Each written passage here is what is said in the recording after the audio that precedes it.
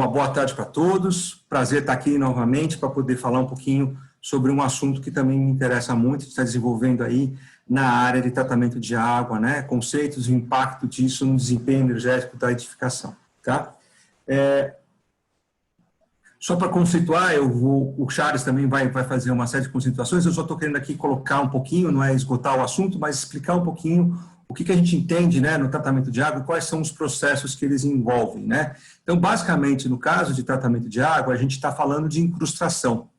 E quais são as características dessa incrustação? Primeiramente, a gente pode ter ou um crescimento linear, né, ou um crescimento, a gente chama de uma redução linear, no sentido de ter redução de área de passagem, etc. Tal. Normalmente, também posso ter um crescimento potencial, ou seja, essa incrustação cresce de uma maneira assintótica, potencial, ou assintótica, que eu tenho uma taxa de constante de deposição e uma taxa crescente de remoção. Isso cria, né, como vocês estão vendo aqui nessa figura, deixa eu só, esse processo assintótico, tá vendo? Eu tenho um crescimento, ela vai aqui crescendo, aí em um certo momento ela se estabiliza, tá certo? É esse comportamento assintótico que a gente está colocando, né? Como é que ela ocorre, essa incrustação? Ela pode ser a taxa de deposição, ou seja, como é que deposita o material, está ligado muito à concentração que eu tenho do material que vai incrustar, e aí tem vários tipos, e também do peso específico do fluido.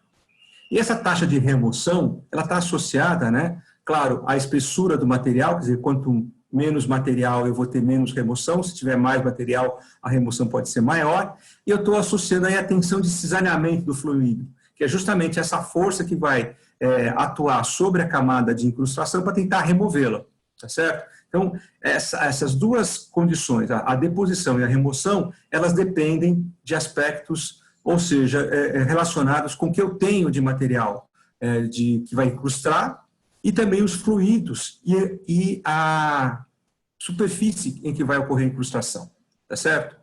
Normalmente, pessoal, a gente vê aí na literatura que essa incrustação assintótica, que é essa que a gente está vendo aqui do lado no nosso gráfico, ela é normalmente inversamente proporcional à vazão. Então, à medida que eu vou aumentando essa vazão, essa incrustação diminui. Já a incrustação inicial, em que começa o processo de formação dessa camada, ela é normalmente diretamente proporcional à vazão. Tá? Então, no começo, ela tem um crescimento bastante rápido por conta da vazão máxima, então, quanto maior for essa vazão, maior vai ser essa incrustação inicial, só que com o tempo, isso vai se invertendo, esse processo vai se modificando, justamente por causa dessa taxa de remoção, e aí eu tenho um comportamento assintótico, tá certo? E, normalmente, todos esses dados aqui de crescimento, etc., de tipos de crescimento e tipos de redução, estão associados a esses mecanismos de deposição de particulados ou de material microbiológico, muitas vezes. O que a gente quer entender com isso? Como é que a gente enxerga isso do ponto de vista de análise? Tá? Então, aqui eu tenho um exemplo de um trocador aqui de casco e tubo desmontado, e quando eu estou olhando aqui para o meu tubo, né, o que está acontecendo, se eu não tenho nenhuma incrustação, eu tenho aqui, lógico, a parede do tubo, aqui por fora está circulando o fluido, pode ser água, pode ser ar ou um outro fluido qualquer, e aqui dentro também eu tenho um outro fluido. Normalmente, então aqui eu estou representando como se eu tivesse por fora o ar, então eu tenho uma resistência térmica devido à movimentação desse fluido, eu tenho internamente, por exemplo, a água, que também tem uma resistência térmica, e é claro que eu tenho a própria parede impondo uma resistência térmica para esse processo. Mas eu tenho tudo limpo, não tenho nada no meio. O que acontece, e aqui eu estou representando de uma maneira simplificada, é que pode aparecer entre essas resistências uma camada de um material, que pode ser de diferentes formações, diferentes composições, mas que vai impor também uma nova resistência térmica. Então, normalmente, no caso de trocadores, essa resistência térmica que eu estou representando aqui internamente, tá, pessoal? Mas pode acontecer também externamente. Tá? Ela vai aumentar essa resistência térmica, em outras palavras, aumentando a resistência térmica, eu diminuo a troca de calor que eu tenho entre esses dois fluidos. Então, a minha capacidade de troca diminui, e com isso eu tenho aí uma deficiência no meu sistema. Isso pode acarretar uma série de problemas do ponto de vista de operação e de desempenho da edificação. Aqui só alguns exemplos que eu quis trazer para vocês. Aqui uma incrustação, né, interna de alguns tubos aí, né, num trocador de calor casco e tubo. Aqui na própria, né, bandeja, aqui na própria tampa do meu trocador casco-tubo, né, uma incrustação em volta aqui. Um outro caso, bastante mais crítico, vocês estão vendo que eu estou, olha, aqui ó, é a área de passagem livre e aqui está o meu tubo. Então, vocês estão vendo o quanto de incrustação tem aqui dentro. Quer dizer, isso aqui foi retirado, né, de um equipamento que estava operando, mas em condições bastante precárias, né? Pegando aqui um pouquinho, né, o professor adora uma equação para mostrar para o pessoal, né, o que eu estou falando aqui? Quando eu estou olhando da capacidade do meu equipamento, seja um chiller, seja uma serpentina, né, aqui eu estou representando um condensador, por exemplo, do chiller, eu tenho um produto, né, essa capacidade ela pode ser representada por esse produto aqui, tá? Que é esse UA, que é o coeficiente global de troca de calor, vezes a área de troca, vezes a diferença de temperatura na água de condensação. O que é esse UA, né? A gente pode representar esse UA por essa equação aqui. O inverso dele vai ser a somatória dos inversos das resistências térmicas, da água e aqui da incrustação e do ar. Então, se eu não tenho incrustação, eu não teria esse termo aqui. Quando eu tenho incrustação, isso aqui, esse valor é aumentado, e aí esse UA, como é o inverso, ele reduz. Então, quando eu tenho uma incrustação, quando ela aumenta, esse UA diminui. Se esse UA, esse produto UA, o coeficiente global vezes a área diminui, a minha capacidade diminui, tá certo? E aí eu posso também ter modificações também no ΔT. Então, tudo isso para dizer que a resistência à incrustação, ela vai afetar significativamente o desempenho do meu trocador, tá certo? Aqui, vocês só para vocês terem uma ideia, o efeito de incrustação na carga, na vazão mássica e na carga manométrica de uma bomba de água de condensação, tá? Vocês estão vendo aqui do meu lado, no eixo vertical, a vazão mássica em quilos por segundo, e aqui o tempo em meses. Vocês estão vendo que é de 0 a 24 meses, então é um período de 2 anos. Vamos dizer assim, sem incrustação, eu estava com uma vazão da ordem de 10,9, e com incrustação, depois de 2 anos, isso caiu para próximo de 8,5, representando uma redução de praticamente um pouco mais de 22%. E isso também teve um aumento na carga manométrica da bomba, tá? Da ordem de 4,6. Então, vocês veem que quando você tem incrustação, ela afeta mais de um parâmetro e mais de um componente na minha instalação, tá certo? Então, aqui eu tenho essa preocupação grande de como tratar isso e como que eu posso tentar melhorar e como eu posso prever tudo isso. Só que um outro exemplo, tá? Aqui no caso da resistência térmica de um trocador de calor, nesse eixo aqui tem a resistência térmica, né, em metro quadrado Kelvin por watt, tempo em meses, e aqui são diferentes tubos, tá?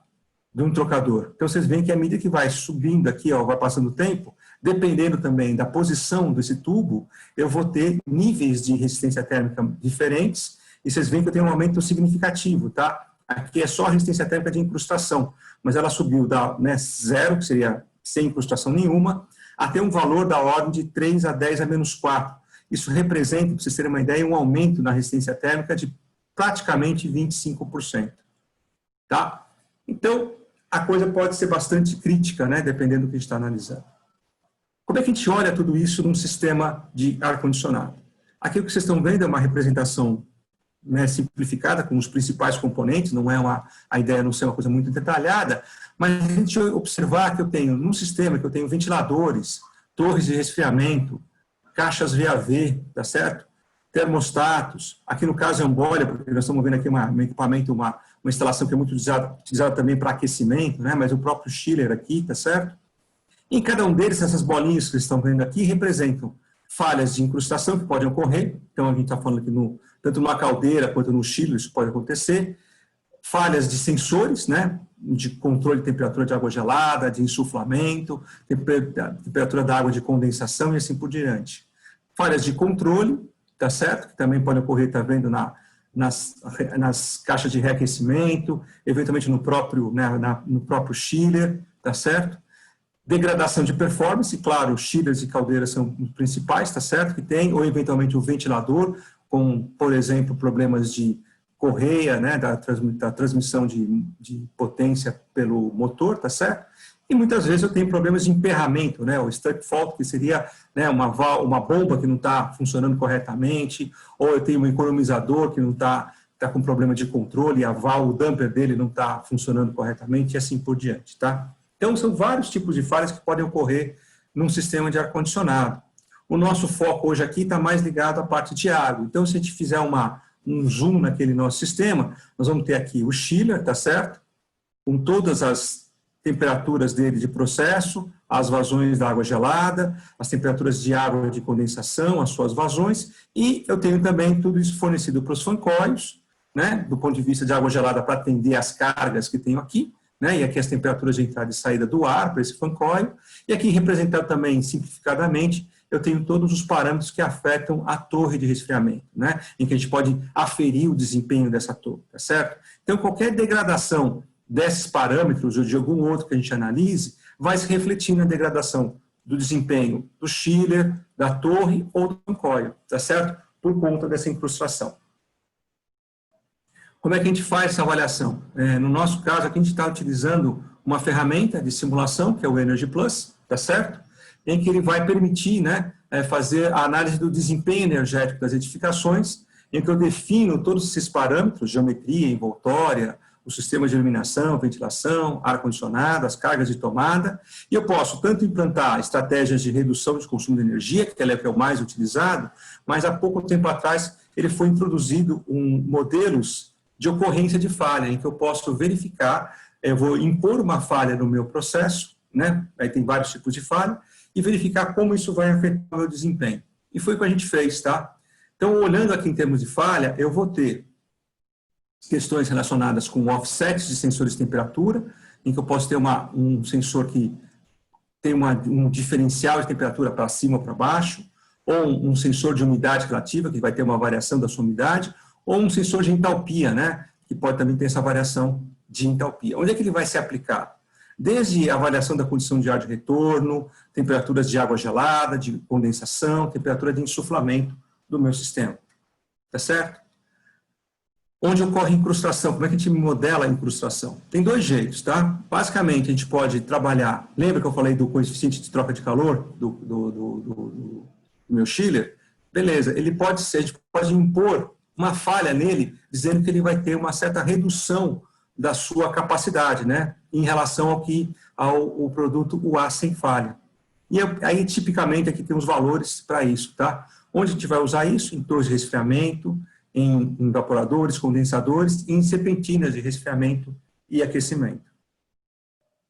Eu também posso pensar em impor uma falha, no caso de incrustação, impondo um fator de redução da capacidade, né, por exemplo, do chiller ou da caldeira sem falha, eu vou ter um fator de redução disso, que pode ser dessa ordem, de 0,90 a 0,95, e ele vai simular essa nova capacidade com falha e o que isso vai representar no desempenho total da edificação, tá certo? Eu posso também ter falha de insuflamento, tá certo? Entupimento de filtro, tá certo? Em que eu posso ter variações aqui do sistema, tá certo? E aí, com isso, eu posso modificar o comportamento. Se tiver um filtro entupido, ele vai trabalhar aí numa outra curva de operação, e com isso modificar a sua operação e modificar consumos, etc. Tá?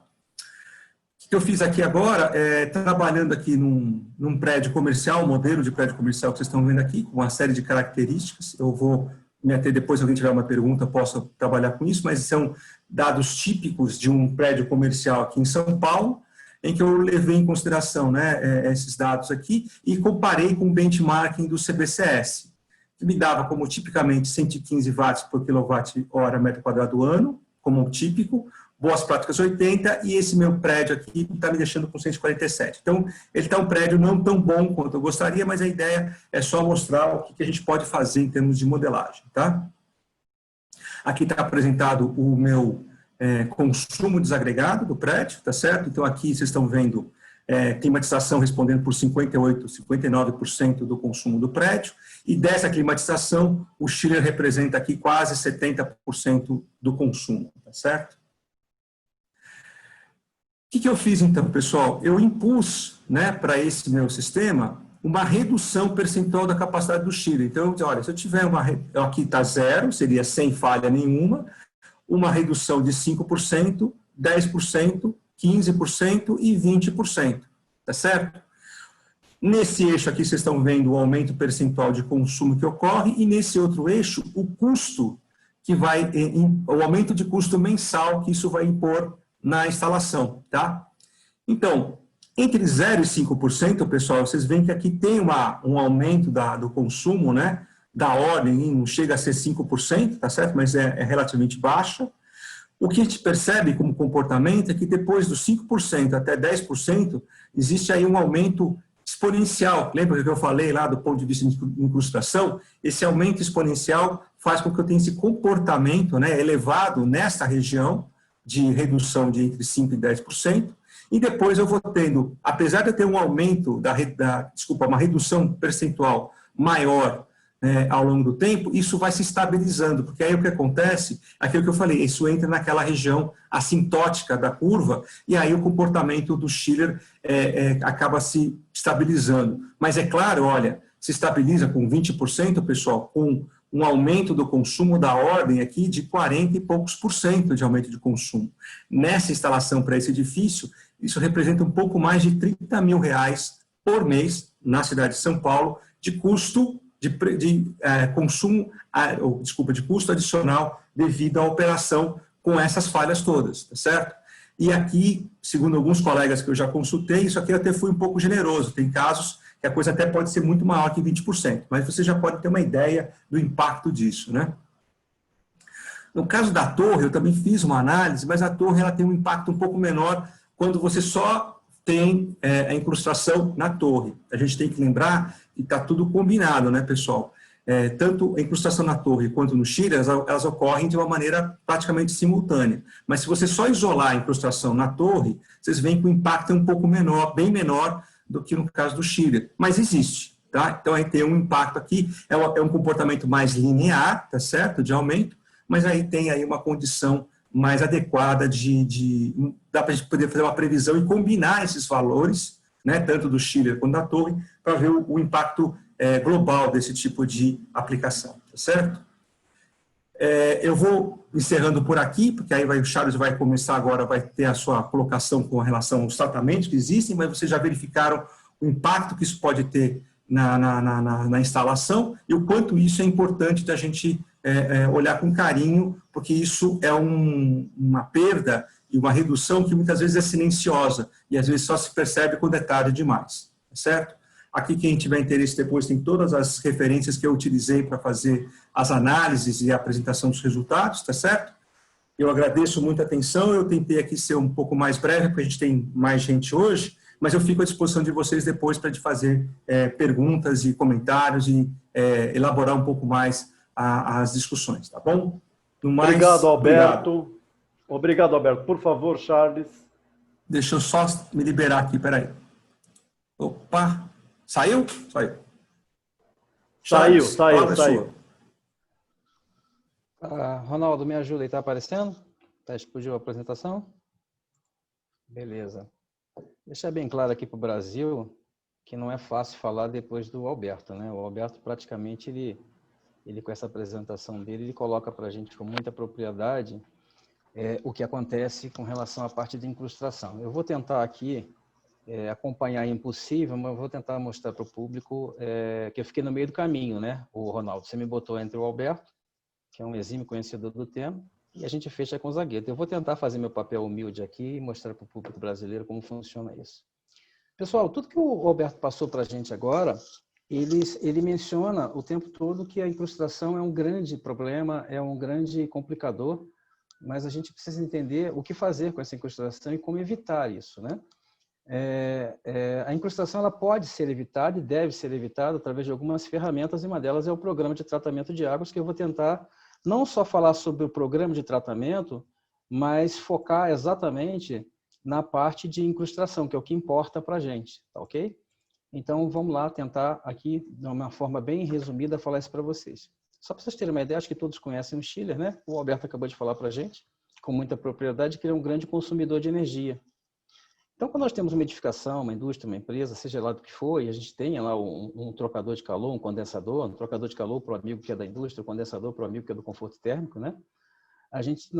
Estamos preocupados hoje, em 2021, não só com um programa de tratamento porque ele é interessante, porque a gente vai atender às condições de um sistema, aumentar o tempo de vida útil, mas também estamos preocupados com consumo de água, que o Alberto bem colocou lá nos seus gráficos, e também o consumo de energia.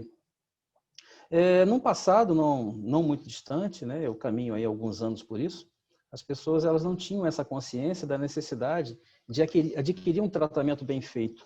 E esse tratamento bem feito vai fazer com que o sistema performe, fazendo com que o sistema performe, nós vamos ter a eficiência energética, né? Caminhando mais um pouco, né, o chiller, quando sai de fábrica, um condensador, né, ele vem projetado para ter alguma quantidade de incrustação. Isso, as pessoas às vezes não sabem disso, mas quando se projeta um equipamento desse naipe, ele já vem projetado para isso. É por isso que existem alguns fatores, né? O Alberto também falou de índice global de eficiência, né? E o sistema de condensação à água ele necessita que, se o trocador de calor estiver operando bem, ele vai ter uma melhoria de performance, que são os índices globais de eficiência, né? E a ideia aqui é exatamente apresentar para vocês as incrustações, os modelos de incrustações que existem, a forma de mitigar isso e também trazer um pouco mais para a prática, né? E mostrando para vocês como funcionam essas incrustações no sistema. Ainda pegando uma carona no que o Alberto falou, né? As torres de resfriamento, elas têm, né, o conceito básico de, obviamente, de lavar e trocar de calor. As torres são o que o ambiente é para elas, isso é muito importante todos saberem disso. E aí faz com duas coisas, pessoal, fazem com que o tratamento ele não seja uma coisa de cartilha, tá? De manual, como eu vejo aí pelo Brasil. O tratamento não é manual, o tratamento é o que o sistema é, onde ele está sendo colocado, está sendo instalado. E outra coisa, né? A água que está alimentando esse sistema. A gente vê muita gente falando que tem uma água de boa condição e coloca no sistema porque é uma água para consumo humano, mas nem sempre é assim, tá? O sistema é um criador de ciclos. Lembrando que o sistema nasce para oxidar, né? Que tem metais dissimilares, e ele nasce para depositar. A gente vai ver um pouco mais isso à frente, tá? Então, só para vocês terem uma ideia, né? 80% do resfriamento é devido a uma transferência de calor latente e 20% ao calor sensível. Tudo que eu falar aqui para vocês tem validação técnica, assim como o do Alberto também tem, que isso aqui faz parte do Combrava, muita coisa extraída do Combrava 19 que eu participei defendendo esse tema, né? Para quem não conhece, né, a torre ela é usada para fazer troca térmicas entre a água de retorno do sistema de condensação e o ar ambiente. O que são os trocadores que tanto falamos, apesar do Alberto ter mostrado para a gente, né? É onde nós temos aqui, né, os processos de troca, é onde eu recebo a água da torre e passo nesse caso aqui é um showing tube, né? É um casco tubo, onde a água passa pelos tubos de cobre e em volta tem o gás, né? Aqui, nessa parte de baixo, nós colocamos que a água de resfriamento circula dentro dos tubos e o refrigerante escoa dentro da carcaça de gás. O ideal aqui é que nós tenhamos sempre uma água em condições para que esses tubos a recebam, não causem dano nesses tubos e consiga fazer a troca a contento com o gás. E aí é que entra tudo que foi falado agora, que é o fator de incrustação, o Fulling Factor, que nós vamos falar um pouco mais à frente agora. Aqui está, o Fulling Factor está associado à resistência térmica adicional devido à formação de incrustações e depende da qualidade da água. Isso quem fala não é o Charles, especialista, não é o Charles consultor, não é o Charles Abrava, quem fala isso são os fabricantes. E a gente precisa entender um pouco mais. Por isso que quando um equipamento ele sai de fábrica, ele já sai com um devido de incrustação, né? Porque o fabricante sabe que, na verdade, ele classifica a incrustação em 6 tipos de incrustação, nós vamos ver um pouco mais à frente. O tempo é curto, mas dá para a gente falar, né? Então, o que é incrustação? O que é o fulling, pessoal? É qualquer coisa que você deposite num tubo esse, nesse caso que estamos falando aqui de cobre, como poderia se passarmos para a indústria, pode ser um tubo de aço carbono e conduzindo, né, amônia, por isso que o Alberto falou que por dentro passando a água ou por fora, que a gente pode também estar falando de condensadores evaporativos. O que importa é que qualquer depósito que venha a sedimentar nesse tubo e ele venha causar deficiência no processo de troca térmica, isso é um fulling, tá? Então, para o fabricante de equipamentos, isso é um fulling, e o fulling ele é prejudicial de uma forma direta ao processo de troca térmica, né? Só para você ter uma ideia, né, o Africa, em 74, disse para a gente que os compostos não metálicos, eles apresentam como uma característica a baixa condutividade. Eu acrescento um pouco mais, pegando uma carona, né, se nós pegamos os compostos metálicos também, e vocês vão falar quem são os especialistas que estão por detrás e trabalham com o tratamento de águas, vai falar, nossa, você está falando de incrustação e os outros metais. Aqui, quando nós formos classificar o Fulling, vocês vão ver que óxido de ferro também para o fabricante é Fulling. Por isso que os compostos metálicos, eles também são grandes agravantes no processo de troca, haja vista que os óxidos são péssimos condutores de calor. Aqui essa tabelinha é muito interessante, onde nós entendemos aqui o fator de incrustação, né? E esse fator de incrustação, ele menciona para a gente os tubos limpos, né? Saiu de fábrica agora, 0 de espessura de incrustação, não necessita o aumento da área, só que a coisa ela começa a complicar a partir do momento que essa minha espessura da incrustação, até então eu não falei se é cálcio, se é magnésio, se é sílica, se é ferro, se é material orgânico, mas ela começa a complicar a partir do momento que essa espessura da incrustação sai de 0 e passa para 0,1 milímetro. O que significa isso? Necessito aumentar a área. Digamos que essa espessura ela chega a quase 1 milímetro, eu tenho que aumentar minha área de troca em cerca de 250%. Daí a ideia, daí o conceito de que uma máquina com deposição nos tubos, ela aumenta uma coisa que nós chamamos de approach, cai o rendimento do equipamento e, por sua vez, nós temos dificuldades, às vezes, na recirculação de água, você força as bombas e, no final das contas, você tem não só deficiência na formatação, na performance do equipamento, como também no aumento de consumo de energia elétrica, como foi bem colocado por Alberto. Imaginem os senhores, 0,9% de milímetro de espessura dessa incrustação, seja ela qual for, ela vai fazer com que essa máquina praticamente pare, ela já não vai funcionar a partir do momento que eu tenha que aumentar em 250% essa área de troca. Pessoal, como eu avalio isso na prática? Eu avalio através de uma coisa chamada approach, que é um sinalizador que todos usam no mundo do ar-condicionado e no mundo da troca térmica para se avaliar a performance, né? E a gente precisa entender o que é, qual a importância e a relação dele com o tratamento de águas. Porque muita gente ainda está no tempo que avaliava a troca, a água entrando e saindo do equipamento, tendo esse delta e avalia que ela está performando, mas nem sempre é assim, e nós vamos ver um pouco mais à frente. O que é o approach, né? Na verdade, é um termo em inglês que significa aproximação. Ele é usado no evaporador e significa para a gente a diferença entre a temperatura da saída de água gelada e a temperatura de evaporação do fluido refrigerante. Ambos têm que estar muito próximos um do outro, por isso que é approach. Quanto mais distante, significa que temos algum problema nesse processo de troca. No condensador, não é diferente, eu preciso estar próximo de quem? É a temperatura de condensação do fluido refrigerante e a diferença entre a saída da água do resfriamento, ou seja, a água passa pelo feixe tubular, há uma vazão pré-estipulada e sai do outro lado. Ali é a medida da temperatura dessa água que sai e a relação dela com a temperatura do fluido refrigerante. Quanto mais distante, maior esse approach, né? Também colocado pelo Alberto, a performance de equipamento, ele coloca as torres e você pode trabalhar tranquilamente com o approach de torre. As torres também têm um approach, né? Tudo que envolve troca térmica tem o approach, tá? Então, aqui é muito legal esse quadro, e a gente volta a falar que o tempo é curto, a gente tem que resumir, senão esse evento vai terminar 11 horas da noite, né? Esse é o impacto do approach no desempenho de chillers. Veja que esse pessoal, quem é de tratamento de águas, não é a visão de um tratador de águas. Entenda o que acontece quando se faz uma manutenção de um equipamento e existe um relatório do fabricante, né? Eu falo geralmente do fabricante. E por que ele fala certas coisas? E por que tem tendências a ele colocar, não tendências, ele está sujeito a colocar nos relatórios certas coisas em função de uma cartilha. Vamos lá? Aqui eu tenho um trocador de calor, aqui uma simulação, né? O trocador de calor com approach alto, automaticamente nós vamos ter a diminuição da capacidade térmica e a capacidade também, e o consumo também de energia. E na mesma hora o técnico vai e abre o evaporador ou cooler e observa que tem sujeira, não importa qual. Ele vai recomendar a limpeza. Vejam a importância do programa de tratamento. Se ele recomendou a limpeza, é sinal que ou não existe tratamento, ou esse tratamento não foi adequado. Por isso que nós temos um evaporador sujo na maioria das vezes. Seguindo aqui o conceito, né, de modelagem, um condensador com approach alto, a tendência, veja aqui, eu diminuo a capacidade, a tendência, o impacto é muito maior. Mesmo tendo um approach limpo, normal, de um evaporador, eu tenho um aumento do consumo de energia e isso é muito comum.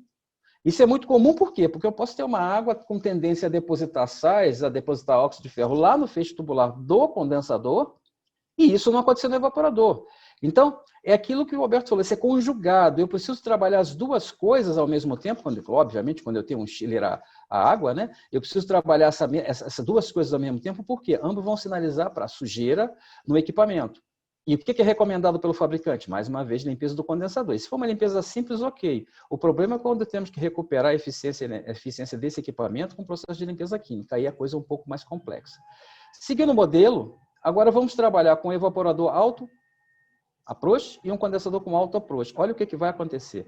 Vamos diminuir a capacidade, aumentar o consumo de energia, vamos sinalizar que ambos os sistemas encontram, né, com sujidade, e a recomendada limpeza do condensador e evaporador. Onde eu quero chegar na visão do tratador de águas agora? Que todos os procedimentos recomendados pelo fabricante nos levam a limpar o equipamento. Daí, toda vez que ele encontra um approach alto, ele remete esse resultado ao problema de tratamento de águas, daí a necessidade de se fazer um tratamento de águas adequado, personalizado em função da água, em função da localidade, em função da metodografia e em função dos equipamentos como um todo, para evitar esse tipo de recomendação. Porque, na verdade, quando você para uma máquina, é uma parada não programada, a gente acaba consumindo tempo, perdendo o processo, deixando ambientes quentes, etc. Bom, quanto menor for o approach do projeto do evaporador, isso é projeto, tá, pessoal? É quando ele sai da fábrica, aqui nós temos que, né, maior será a densidade do vapor na sucção do compressor e maior a capacidade de resfriamento do chiller. Por isso que eu me atentei a essas duas coisas aqui. E maior o rendimento do chiller, tá legal? Quanto menor for o approach de um condensador, aqui é o chiller, né, aqui é o evaporador, aqui é o condensador. Veja que legal. Menor será a potência absorvida no motor, maior será o coeficiente de rendimento do chiller, menor a temperatura de condensação. Ou seja, por que eu tenho grande gastos com energia? Porque eu forço o meu sistema a trabalhar. E eu não estou entrando no mérito aqui, até porque eu não quero e não posso, não tenho expertise para isso. Quando a gente mexe na capacidade da máquina, ela continua funcionando, né? E com o condensador ou evaporador sujo. Isso é muito comum. O que é um approach de projeto que eu tanto falo, né? Na verdade, esse approach de projeto, ele se eleva e sempre é um indicativo de baixo desempenho do equipamento quando ele está elevado. Acabamos de falar isso há pouco. É resultado do dimensionamento prévio do evaporador e do condensador. Quanto menor o approach de projeto, isso é óbvio, mais eficiente será o chiller. O problema é que nós precisamos combinar isso aqui com a água. Tá? E combinar isso aqui também com o ambiente que a torre, em se tratando de torre de condensador, que ele foi instalado. Ok? Já o approach de operação, olha que legal, para quem é tratador de água e acha que tratamento de águas não tem validação por parte do fabricante, né? O que ele depende, o approach de operação? Tratamento aplicado na água gelada e condensação, características físico-químicas da água, isso está aqui, pessoal, Manual do Sistema de Água Gelada, volume 1, página 58, não tem por que o tratador de água não entender a participação dele nesse mercado, no mercado do ar-condicionado, o que nós chamamos lá na Brava, né, de AVACR. E, por sua vez, evitar o acúmulo de componentes incrustantes, corrosivos ou agentes microbiológicos, ou seja, não é isso que o tratador de água tende a fazer? Então, assim, esse paradigma de que tratamento de águas é uma coisa igual para todo mundo, ela cai por terra aqui, ó, a partir do momento que o próprio fabricante, que os próprios livros, que a própria literatura sinaliza para essa importância, tá? Vamos acelerar por cada hora. Vejam que vários fatores de incrustação são definidos. Lembra que eu falei que os fatores de incrustação que os tratadores de água estavam acostumados com cálcio, magnésio e sílica, né? Sais inversamente, de solubilidade inversamente proporcional à temperatura, aqui cai por terra. Então, a gente precisa entender que na visão e na linguagem de quem fabrica, nós temos aqui o fooling de precipitação, onde eu tenho lá o cálcio e magnésio precipitando, fooling de particulado, onde eu tenho poeira, sedimentos da própria torre precipitando, reações químicas, que isso aqui, na maioria das vezes, é causado pelo próprio tratador de água através de reversão de processos e produtos.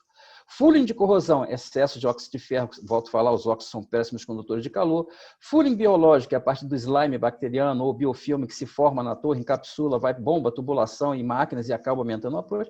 E o fooling de resfriamento, que é uma coisa muito difícil, que a gente está mais voltada para a condensação, para a solidificação da água, ou seja, o congelamento de equipamentos. Já testemunhei isso algumas vezes, tá?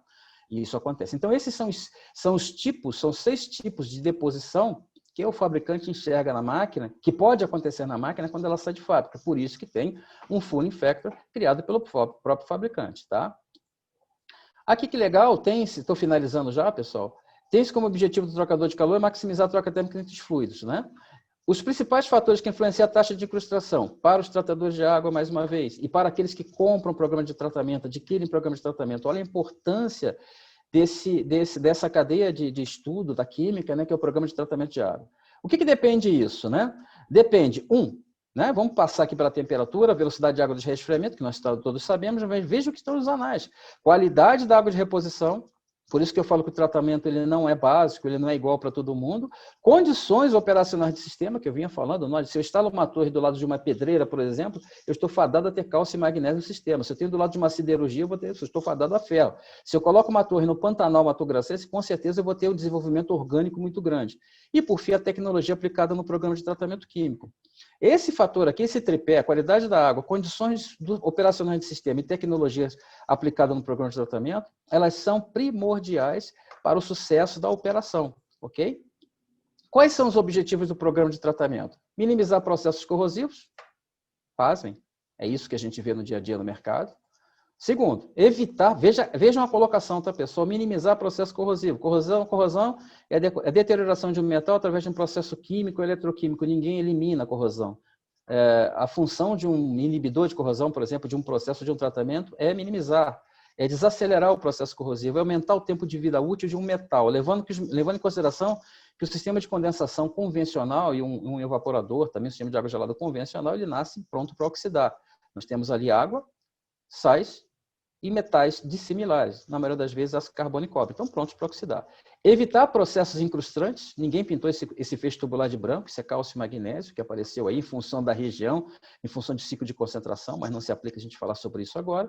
E a parte microbiológica, né? Não adianta eu querer passar a água aqui dentro com uma certa velocidade e querer trocar de calor quando eu tenho esse feixe tubular completamente encapsulado com material orgânico, tá bom? Só para a gente poder entender, é isso que a gente encontra no dia a dia, né? Esse tipo de máquina totalmente oxidados, né? Em função de processos. Isso é o tal do fouling, que as pessoas falam fouling, né? Por deposição. Na verdade, nós temos depósitos de óxido de ferro, que são péssimos condutores de calor e vão fazer com que a máquina aumente o approach, por sua vez, trabalhe mais forçadas e aumente o consumo de energia. Ok? Maneira de controlar o processo. Perdão, deixa eu voltar. Maneira de controlar o processo, observem que, mais uma vez, aplicação de inibidor de corrosão específico, avaliação de indicadores de taxa de corrosão, controle do ciclo de concentração, tudo isso está nos livros voltados para o tratamento de águas, programa de tratamento de águas, tá, pessoal? Tratamento de águas não é compra de produto. Incrustação. Nós, os especialistas em águas, né, chamamos isso de inversão de alguns compostos que estão dissolvidos em água. A incrustação nada mais são do que os metais, do que componentes, né, que não são solúveis em água em função de temperatura elevada. Isso acontece na torre e, como o Alberto falou na apresentação dele, também no enchimento das torres. Perdão, acontece no condensador, no feixe tubular e também no enchimento das torres. Não preciso nem dizer que a gente não vai ter troca térmica aqui, estamos fadados também a esse tubo aqui, ele acabar sendo totalmente fechado pelo processo de incrustação. Aqui outros tipos de incrustação, base silicosa, aqui uma máquina completamente pintada de branco, que é cálcio e magnésio. Maneira de mitigar o processo, avaliação dos equipamentos, indicadores, apresentação de dispersantes, controle de ciclo de concentração e, mais uma vez, falamos sobre o make-up, que é a avaliação da água para água que abastece o sistema, né, digamos assim. Por fim, as formações orgânicas, que bacana. Uma torre cheia de matéria orgânica, se a torre está assim em função de alguma coisa, de um contribuinte, de um nutriente, lembrando que isso aqui, pessoal, é quase que um crime ambiental, tá? É a contaminação ambiental que as torres são capazes de espalhar pelo meio e pelos usuários que estão no entorno, pelas pessoas que estão no entorno. Mais um pouco de bactérias, né, bacia de torre, limos, algas e esse tipo de coisa aqui que vocês estão vendo, que são responsáveis por falhas no programa de tratamento, como bem colocou o Alberto para a gente, né? E a gente não poderia ter um condensador de uma outra forma, um feixe tubular de uma outra forma, que não fosse totalmente depositado por slime bacteriano e, por sua vez, a máquina não vai performar. Então, pessoal, essas são as incrustações e a forma com que o mercado precisa enxergar melhor o processo de tratamento de águas com outros olhos e não se entender que compra tratamento porque é legal, porque alguém compra, não é porque é necessário.